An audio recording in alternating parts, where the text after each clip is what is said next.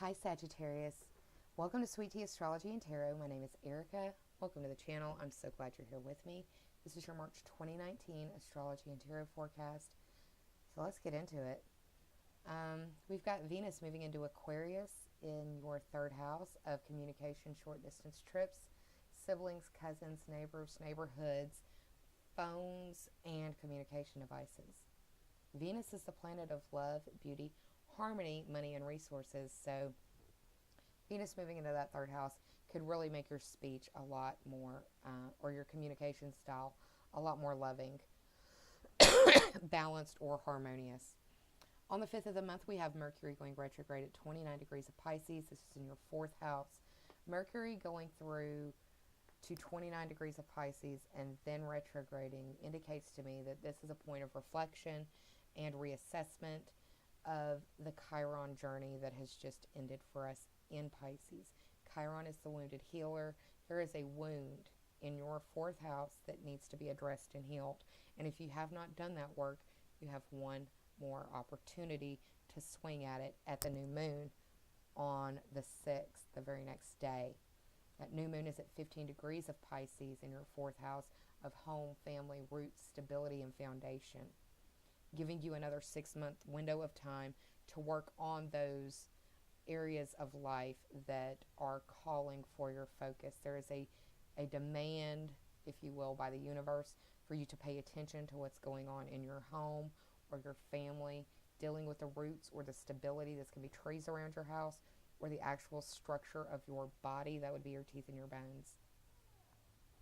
On the very same day as the new moon, on the 6th of the month, we have Uranus, the planet of shocks, surprises, liberation, and rebellion, revolution, moving into Taurus. This is your 6th house. It will be here until 2025, Sagittarius. This, for me, indicates that you may be doing a lot of learning online to help with your competency and skills in work. And if that's not the case, then you are learning about different healing modalities through the internet. Could also be dealing with some sort of electrical therapy, because Uranus deals with electricity. But the point is, the 6th house is that house of work and health, competency and skills that you bring to the services that you provide. It is your daily routine and your pets. So your daily routine could be shaken up to where it shakes off things that are no longer necessary for you, even if you don't agree right now.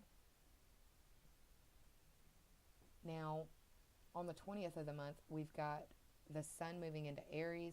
This is your 5th house, shining a light on the area of your creation, creativity, your romance, your romantic life, your social life, and your children or childhood. Okay, you've already had a card flip. I'm going to cut the deck, and let's continue talking about the astrology. Full moon at 0 degrees of Libra on the 21st of the month. This is like the third full moon, I believe, that we've had at 0 degrees. It started Cancer, 0 degrees around Christmas, and has continued. I believe it will continue until April. But this is occurring in your 11th house. The 11th house is the house of Aquarius. It's the house of your social networking, be it online or face-to-face, with people that you have in your teams, groups, memberships, or associations. So this is social media online or social networking face-to-face. The fact that it's a 0 degree gives you a chance to reset in that area of life. It gives you a chance to restart in that area of life. Starting at 0 degrees is the beginning. So it gives you a new beginning in that 11th house. Some of you may decide that you want to do an online business, like an online home business. That wouldn't be a bad idea either, with all of the 4th house energy you've got going on. Just understand that if you start it under the Mercury retrograde, you will not be fully clear on what's going on. The communication will not be clear on your end or theirs, and you will get more clarity towards the end of the month, and we'll probably have to revisit it. On the 30th, I said this in the Scorpio video too, damn it. On the 26th of the month, my goodness, Mercury is in Pisces already, pre-retrograde shadow. Venus is moving into Pisces on the 26th of the month. Venus is the planet that deals with beauty and harmony, love, money, resources. Moving into Pisces, that's your fourth house. A lot of harmonizing, balancing energy coming into the area of home and life, or like your home life, your family life, dealing with your stability, roots, and foundation. And on the 28th of the month, we've got Mercury going direct in that very same house, clearing up any sort of things that may not have been fully clarified before for you, Sagittarius. Understand that you may be revisiting topics, so don't let that aggravate or irritate you. And I say that because on the 31st, we have Mars, the planet of energy, impulse, and aggression, moving into Gemini, which is your seventh house. The seventh house is the house of your relationships and your partnerships and where you collaborate. And it's also the house of open enemies and open, like, litigation, open court cases against, like, you or whatever. I am shuffling for you the Sage Goddess Gemstone Oracle deck.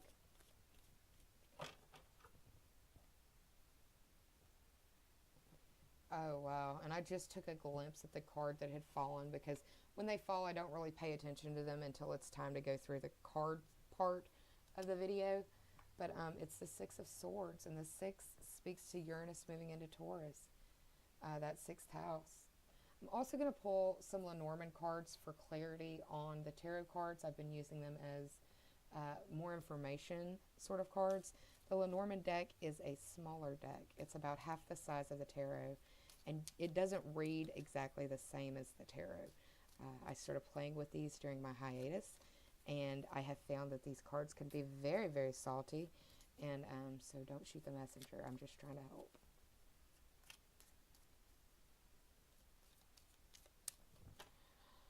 Okay, let me cut.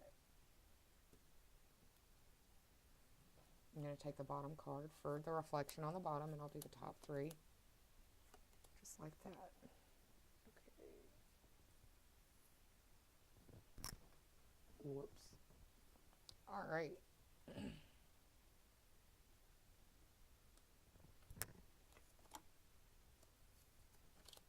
Ooh, you have 3 major arcana. Wow. Those are... March is going to feel like a big month for you.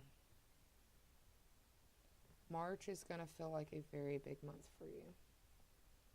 Okay. The first card that popped while I was shuffling, Six of Swords. As I said before, that speaks to the sixth house resonance. The number 6 deals with a theme of growth. With growth comes growing pains. You cannot have growth without growing pains.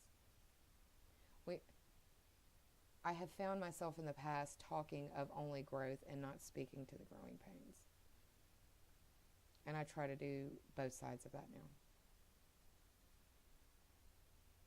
The swords deal with air sign energy. That can be Gemini, Libra, or Aquarius. This deals with the theme of a rite of passage or a transition, a change, moving away from the turbulent waters to calmer waters. Emotions may be a little heightened, but you are working through them to get to emotional stability on the other side, is what it looks like. Some of you may have to still go through the situation, and the best thing I can say, especially with the full moon being at 0 degrees and in Libra, approach whatever occurs with compassion and love, and you will not go wrong. You can't go wrong if you're coming from compassion and love. They're turning their backs, they're leaving it behind, putting it in the past.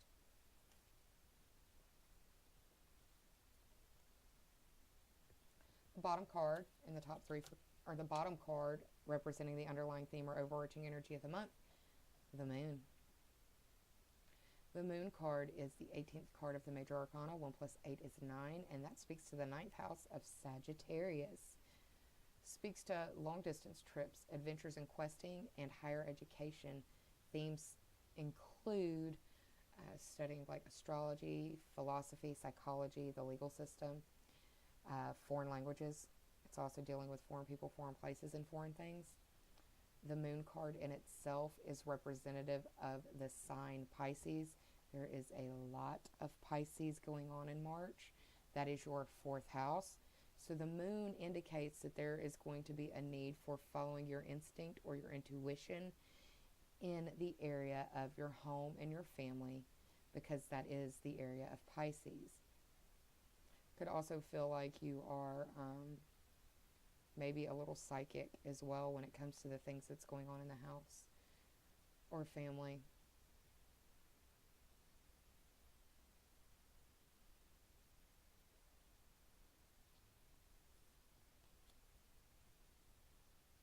First card in the top three for clarity is another major arcana. This is the Hanged Man.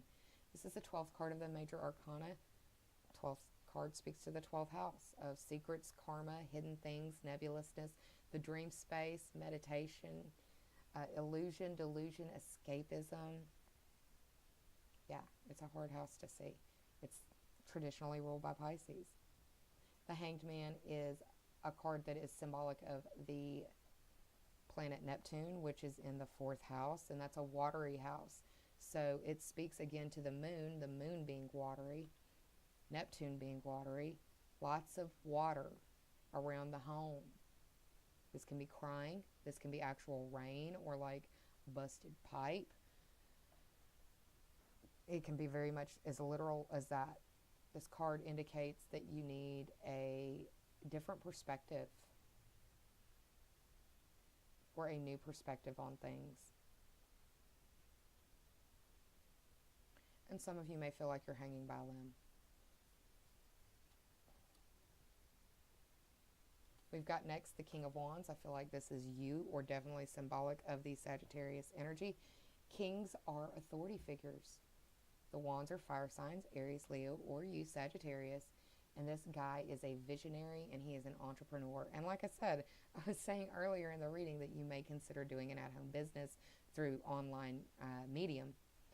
And this card is the card of an entrepreneur that is envisioning what they want for their future. And they may be looking to Neptunian or Piscean things to help them integrate into this newfound business endeavor of the home.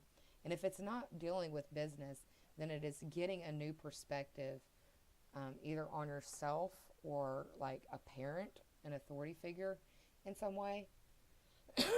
It may be the mom. There's a lot of feminine going on up here.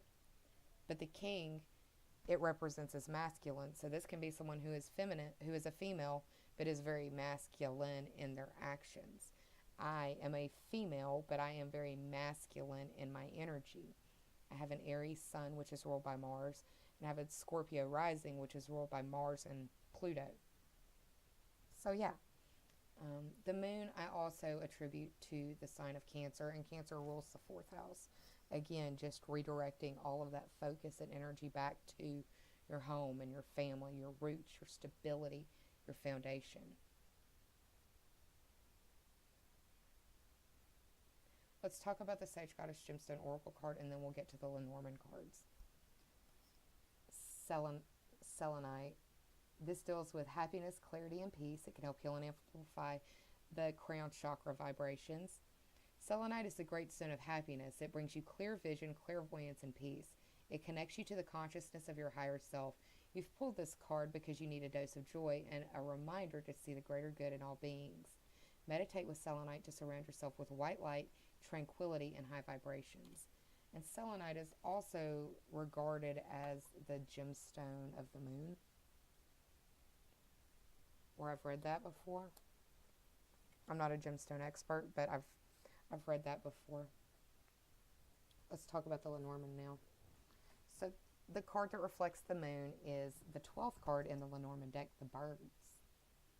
The birds can speak to social media, and it can also speak to like older people because they like to watch the birds. The birds also speak, it's like Twitter, gossip, that sort of stuff. The birds also has another significator of the Seven of Diamonds. The Seven of Diamonds is the Seven of Coins or Pentacles in the tarot deck. Seven speaks to the theme of faith. So having faith in that area of your home. But understanding that the Seven of Swords deals with betrayal and deception and being duped. Follow your instincts when it comes to online,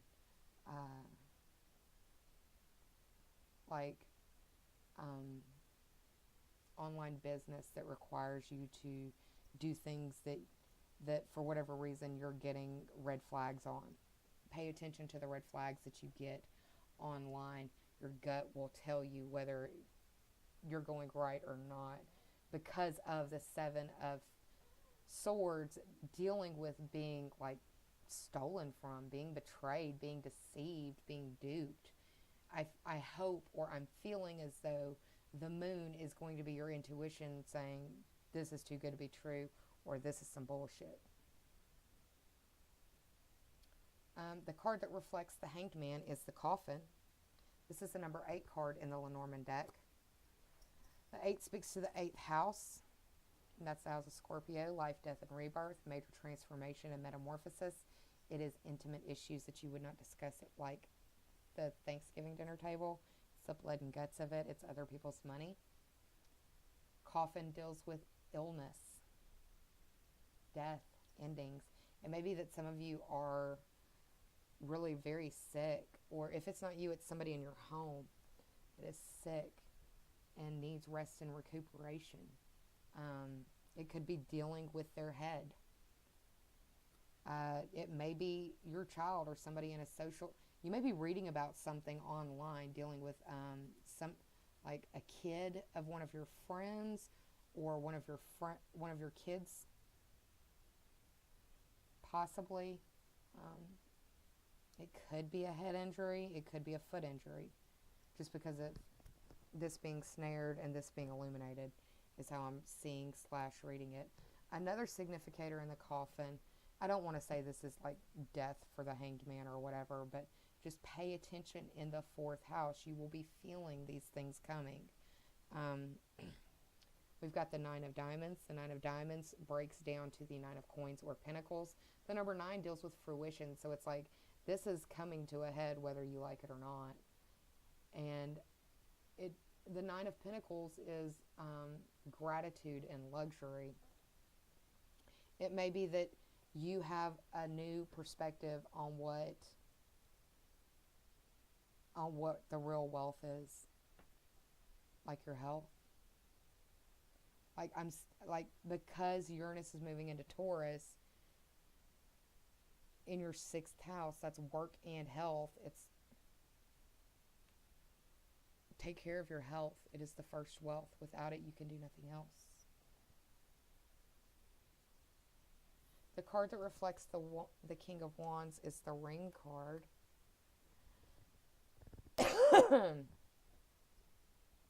The Ring deals with commitments and engagements.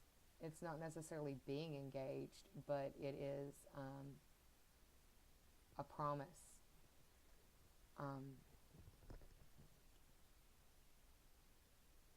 This intellectual authority figure who is a visionary and entrepreneur is extending to you a commitment or a promise, or asking you to collaborate or engage with them in some way. And in doing this fire sign commitment, it could lead to the Ace of Clubs. The Ace of Clubs is the Ace of Wands, and that is a very phallic symbol for me that indicates inspiration and creation. Some of you may be finding out that you are pregnant.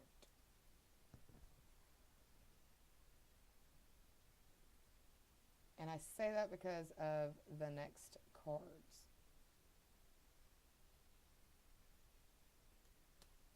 The Empress, the number 3. I don't even remember talking about that in the actual tarot spread.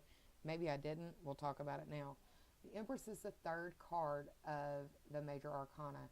She represents Venus, and she speaks to abundance and the ability to produce. I also see her as a pregnancy significator. This is the shield, the heart with Venus on it.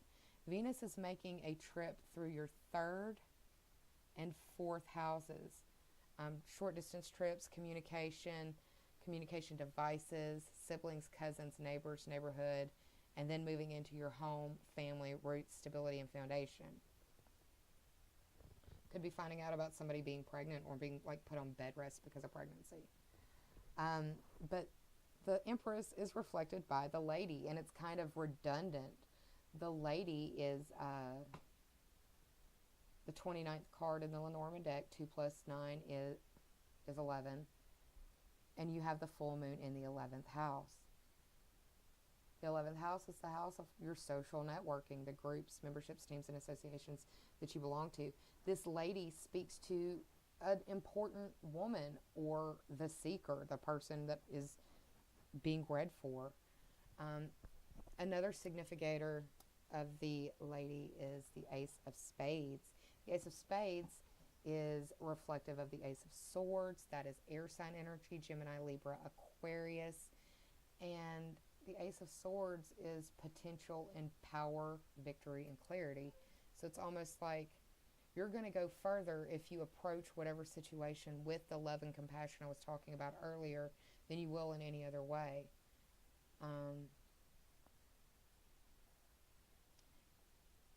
Let me know if some of y'all are either already pregnant or going to get pregnant, just by what I'm seeing and feeling here.